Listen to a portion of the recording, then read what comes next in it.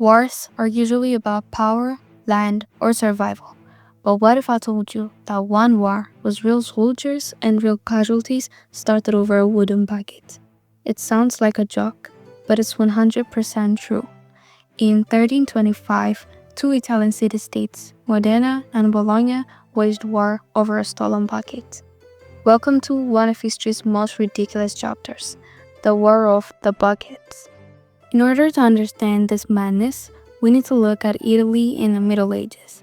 Back then, Italy wasn't a united country. It was a patchwork of city-states like Florence, Venice, Milan, Bologna, and Modena. And just like in high school, these cities had cliques, the Guelphs and the Ghibellines. The Guelphs supported the Pope. The Ghibellines backed the Holy Roman Empire. Modena was a proud Ghibelline state.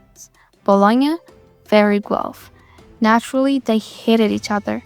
Tensions between them had been simmering for years, full of insults, raids, and political power plays.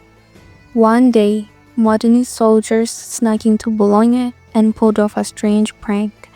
They stole a wooden bucket from a public well, a joke, a challenge, a symbol of humiliation. We don't know for sure, but what we do know is Bologna demanded its return. Modena refused. Instead of laughing it off, Bologna saw it as an insult to their owner, an unforgivable offense. So they gathered an army of 32,000 men and declared war. In November 1325, the armies met at a small village called Sapolino. Bologna's force was massive, 32,000 strong. Modena brought just 7,000 troops.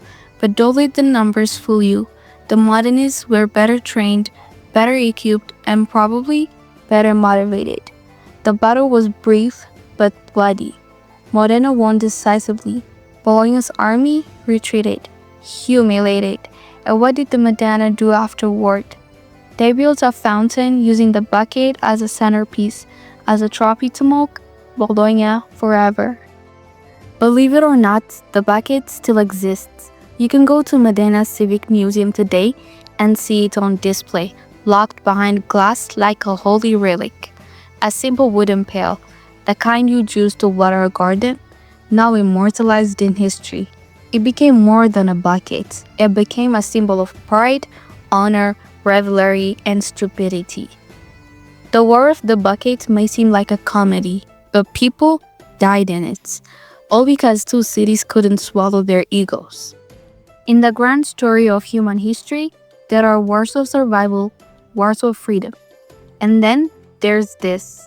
The War of the Bucket teaches us that sometimes it's not the size of the issue, it's the size of the pride behind it. Cities, kings, and even nations have gone to war over symbols, but very few have fought over something as literally empty as a bucket. If you like this absurd story, subscribe to Passion Blocked for more forgotten chapters of history that will make you say, wait, that actually happened? And stay tuned because next time in Stupid Wars, we're heading to Australia, where the army fought 20,000 birds and lost.